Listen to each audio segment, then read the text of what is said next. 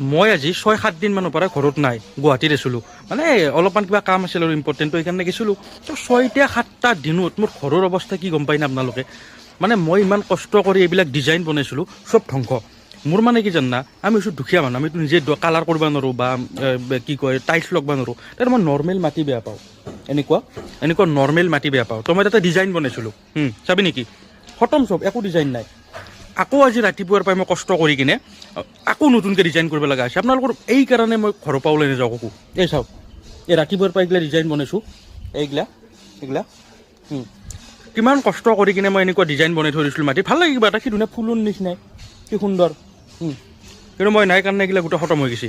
এতিয়া আকৌ ৰাতিপুৱাৰ পৰাই এনেকৈ বনবা লগা হৈছে। এনেও চিখৰৰ দাম বাঢ়ছি, 12-13 টকা আছে।